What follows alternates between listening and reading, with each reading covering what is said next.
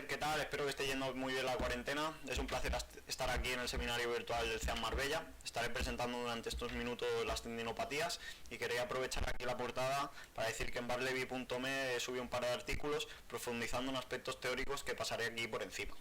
Dicho esto, este es el contenido que expondré, una pequeña introducción al tendón, el modelo hipotético actual que tenemos sobre las tendinopatías, la presentación clínica, su valoración y un poquito sobre el manejo y algunas recomendaciones prácticas. Primero de todo, debemos entender las funciones de un tendón para su tratamiento óptimo.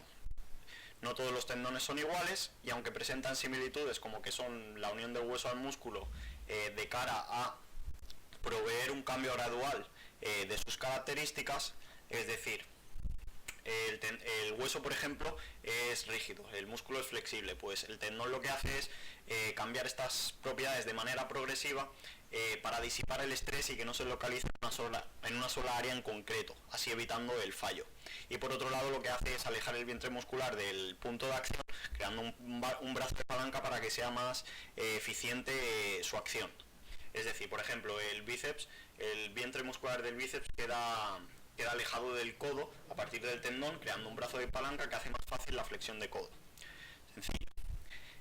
Pero cada uno de ellos es totalmente diferente.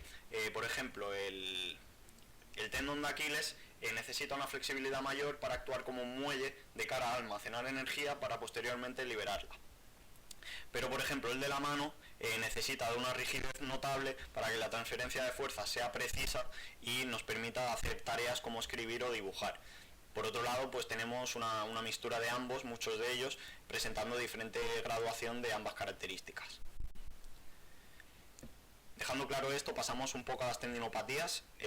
Pues anteriormente o hace años se creía que era un proceso inflamatorio, pero este se ha visto que no se halla en ninguna de sus fases. De hecho, sus marcadores son muy bajitos y muy poco relevantes. Jill Cook nos habla de que la tendinitis es un mito que deberíamos abandonar, puesto que es referente a la inflamación y nos conlleva a tratamientos erróneos como la prescripción de antiinflamatorios o hielo, cuando se ha visto que para nada son eficaces en el tratamiento de las tendinopatías. Por otro lado, se pensó también que podían ser la ruptura de colágeno, pero se ha visto que las fibras de colágeno son casi imposibles de romper y casi siempre cede antes el músculo antes que estas fibras. Esto nos deja en la teoría actual que tenemos, que es la de mediación celular, en inglés continuum, con dos U's, para el que lo quiera buscar. Y nos viene a decir que el tendón responde y es sensible a la carga por unas células que se llaman tenocitos, y la carga puede ser tanto óptima como tanto positiva como negativa, ¿vale? Es tanto el remedio como la enfermedad. En la siguiente diapositiva lo veréis más claro, que es aquí, ¿vale? Esto es el tendón de Aquiles y esto es la representación gráfica del continuum. Y esto es un tendón sano que representa un tendón normal. Esto es un tendón en fase reactiva, esto es un tendón en fase reactiva hacia degenerativa y esto es un tendón degenerado.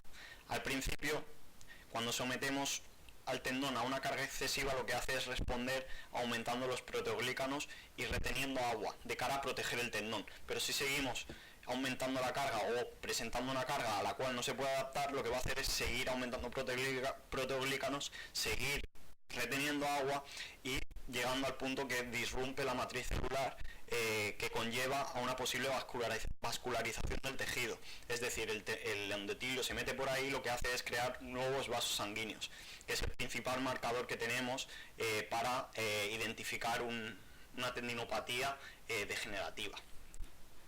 Hay que decir en este punto que la estructura nunca correlaciona con el dolor y, por ejemplo, vemos atletas que presentan esta tendinopatía degenerativa sin apenas o sin presencia de dolor alguna, porque dolor no es igual a nocicepción o cambios estructurales.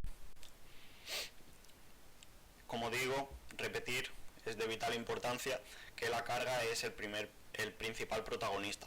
Como vemos aquí, también quiero destacar que el tendón en descarga es desadaptativo, porque a la mínima carga que presentemos lo que va a hacer es el tendón reaccionar y volverse una tendinopatía reactiva. Esto se refleja muy bien por ejemplo, en pretemporadas o en gente que lleva mucho tiempo sin hacer nada y de golpe y porrazo se pone a hacer ejercicio y pasa a una tendinopatía reactiva de golpe. La carga siempre tiene que ser óptima y si no haces nada, la carga tiene que ser muy bajita. para que te lleve a un tendón normal y no uno descargado. Pasando a las presentaciones clínicas, aquí quería destacar justo que es la más común de todas, que es una tendinopatía reactiva encima de una degenerativa. ¿Esto qué significa? Que normalmente tenemos una parte del tendón degenerado que coexiste con una parte del tendón normal. Y lo que hace el tendón normal es compensar la parte del tendón degenerado adaptándose a la carga. Lo que pasa que si presentamos una carga demasiado excesiva a este tendón normal, que coexiste con el tendón degenerativo, lo que hace el tendón normal es volverse una tendinopatía reactiva, que coexistirá con la tendinopatía degenerativa y nos presentará pues dolor. Normalmente es totalmente habitual y lo que debemos hacer es centrarnos en la parte normal del tendón de cara a que se adapte a la carga y compense la degenerativa, pero no nos tiene que asustar porque es más habitual de lo que parece. Hay una analogía muy buena que es la del donut. El agujero del donut representa el tendón degenerado, que es irreversible, no va a volver a tendón normal, pero nos debemos focalizar en la parte del donut que podemos trabajar y podemos hacer que se adapte. En cuanto a la valoración clínica, aquí ya cuestiono si realmente es de vital importancia la imagen. No nos va a decir nada, no nos va a cambiar el tratamiento. Yo no la recomiendo para nada, puesto puede tener más efectos negativos que positivos. La estructura no va a cambiar con nuestro tratamiento y la estructura no va a determinar nada sobre el tratamiento, así que es irrelevante. La anamnesis, por su parte, sí que es de vital importancia y tenemos que hacer una revista que comprenda bastantes áreas, donde es de esencial consideración los siguientes factores.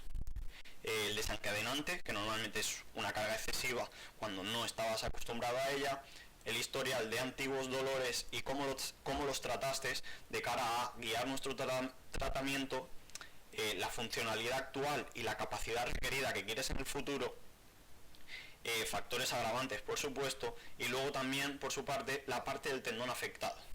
Puesto que si es por ejemplo un unidireccional deberemos evitar la compresión, evitando estiramientos excesivos, estar sentado demasiado tiempo, por ejemplo, en tendinopatías del isquiosural, o masaje ciliax, que lo único que hace es comprimir el tendón y masajearlo cuando a este no le gusta. Porque la parte de la antesis es la más susceptible a la tendinopatía, que es donde el tendón se comprime contra el hueso, porque la antesis es la unión del hueso al tendón. Pasando, puse esta cita. Puedo jugar con un esguince de tobillo, puedo jugar con dolor de espalda, puedo jugar con un dedo fracturado, pero el dolor del tendón me impide rendir bien. ¿Por qué puse esta cita? Por esto último, me impide rendir bien. Necesitamos siempre tener en consideración el objetivo del paciente o del cliente o del atleta, puesto no va a ser lo mismo rehabilitar a un sedentario, que su máxima actividad va a ser una sentadilla del sofá a levantarse, o un 100 metros lisos que necesitará hacer muchos saltos, mucha pliometría durante sus entrenamientos. El punto final de la rehabilitación va a ser totalmente distinto y cómo la vamos a enfocar va a ser totalmente distinta. Sobre la evidencia, sobre el tratamiento, debemos saber que normalmente lo más evidenciado es el ejercicio céntrico por su lado, que trabaja un componente elástico del tendón, y ejercicios con altas cargas a velocidades lentas controladas. Cada uno tiene sus ventajas y sus inconvenientes, los dos son efectivos en combinación, yo creo que es lo más óptimo, pero debemos tener en cuenta que esto se queda limitado. ¿Por qué? Porque no trabaja la compresión y no trabaja la adaptación que decíamos antes, el almacenamiento y liberación de energía. Si no trabaja esto, nos estamos quedando cortos para ciertas personas. Va a ser óptimo para incrementar la tolerancia del tendón, pero nos vamos a quedar limitados en otros aspectos. Por eso digo que siempre hay que tener en cuenta el objetivo del paciente. El kit de la cuestión se halla en la tolerancia del tendón y la funcionalidad del paciente y atleta. Y aquí la balanza. Tenemos que siempre tener la carga un poquito más baja que las capacidades del paciente, puesto que esto le va a permitir recuperarse a lo que será expuesto. Siempre el ejercicio va a estar enfocado excéntrico y cargas velocidades lentas siempre a mejorar la capacidad. Veremos cómo podemos periodizar o organizar una rehabilitación. Normalmente siempre vamos a valorar la capacidad actual, vamos a valorar a qué capacidad quiere llegar nuestro paciente y vamos a plantearla. Normalmente vamos a empezar con una fase de fuerza donde, como digo, los protagonistas van a ser estos dos, excéntrico y cargas altas a velocidades lentas, para posteriormente progresar a un almacenamiento de energía, donde trabajaremos, por ejemplo, dead jumps sin la parte del salto, ¿vale? Simplemente recibir la caída, saber cómo amortiguar, etc. En fin, todo aquello que sea almacenaje de energía. Finalmente pasaremos al almacenaje de liberación, pliometría, dead jumps al completo, es decir, recibir el salto y luego saltar, salto al cajón, etc. Durante todo el progreso tendremos en cuenta siempre demás capacidades y cargas compresivas, ¿vale? Porque hay que aumentar la tolerancia del tendón a estas. Y siempre, como digo, la progresión tiene que ser en pasos chiquititos. No le gustan los cambios bruscos al tendón.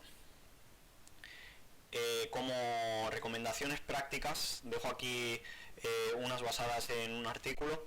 Normalmente la fase 1, la reactiva, es cuando el dolor está presente y lo primero que tenemos que hacer es volver ese tendón a la parte normal, a un tendón normal.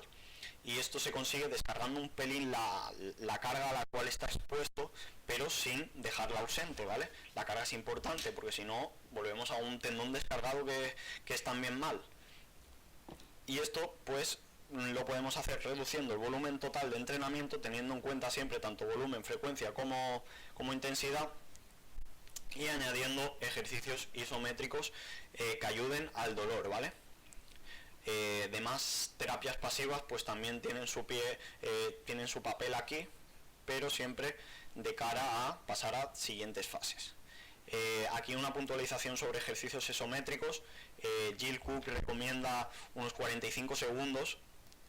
Veo mucha gente quedarse corta y posiblemente no sean lo suficientemente efectivos si no los llevamos a esos 45 segundos. Siempre es prueba y error, pero recomiendo ir aumentando ese tiempo la gente que se queda corta. Recomiendo unas 5 series a 45 segundos con descanso entre series, pero vamos, es simples recomendaciones, no es un dogma. Y sobre todo en esta primera fase evitar compresión.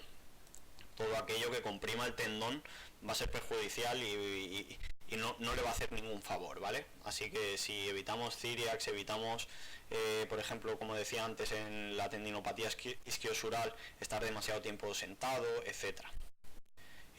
Aquí puntualizar también estiramientos heavies, ¿vale? Evitemos estiramientos del tendón porque va a aumentar la compresión y no es para nada beneficioso para él. La fase 2 pasaríamos a los ejercicios de fuerza, que es lo que decíamos antes, excéntricos y altas cargas a velocidades controladas, y pasaríamos también a un enfoque de cadena cinética. Aquí un buen ejemplo sería un peso muerto desde bloques, donde evitamos el rango completo, ¿vale? Para evitar el estiramiento excesivo del isquiosural, pero trabajamos la cadena cinética, la cadena posterior en su conjunto. Y aquí pues evitamos compresión con los cajones. Posteriormente en la fase 3 pasaríamos a rango de movimiento completo, quitaríamos los cajones y así aumentaríamos la tolerancia a la compresión. Y empezaríamos a añadir ejercicios solamente de almacenamiento de energía, donde solo recibamos y absorbamos la energía, pero no la liberemos. Y por último, pues ya añadiríamos todo lo que es almacenamiento más liberación, que serían los pliométricos, los multisaltos, etc. Y aquí Jill Cook recomienda que añadamos ejercicios específicos del atleta. Aquí yo difiero un poco y yo creo que la especificidad del deporte se podría estar aplicando desde el día 1, siendo un poco creativos, y no limitarnos a ejercicios ABC que suelen ser bastante aburridos y con poca adherencia. Aquí, como digo, hay que seguir aumentando la tolerancia a la compresión. Por último, decir que esto que vemos aquí chicos, es el 70% de lo que va a suponer el éxito de una rehabilitación. El que confíe en terapias pasivas está cometiendo un error, puesto que esto no trata de hielo, de acupuntura, de punción seca o de inyecciones. Esto se basa en el manejo de la carga, que es la clave de una tendinopatía, el manejo de la carga. Lo demás va a ser todo adjunto, que por su parte a lo mejor ayuda a que la actividad del paciente sea más alta y así la tolerancia del tejido aumente. Aquí el Cook habla de que lo que hablábamos es el 70%, todo lo demás es un 30%, que aparte actúa más en efecto placebo y en expectativas que en el mero tejido.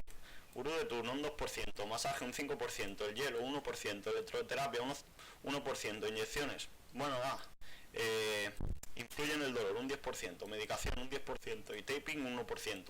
Todo esto adjunto lo que va a hacer es ayudar a que podamos cumplir con esto de manera más eficaz y aumentar la tolerancia del tejido, que es al final la clave. La clave es el manejo de la carga, como decíamos, es tanto remedio como enfermedad. Por último, puntualizar que el descanso completo, como decíamos, es inadecuado, no es para nada recomendable, puesto que el tendón es sensible a la carga y no le gusta tampoco cero carga, necesita su justa medida, ¿vale? Porque un tendón descargado a largo plazo también es una sentencia, vamos. Por último, quería despedirme. Si queréis leer más sobre algunos aspectos teóricos, tenéis aquí un artículo, barlemi.me, entendiendo las tendinopatías, ¿vale? Ahí profundizo en aspectos teóricos que aquí he pasado mucho por encima. Dicho esto, aquí dejo las referencias y que vaya muy bien la cuarentena. Un saludo a todos.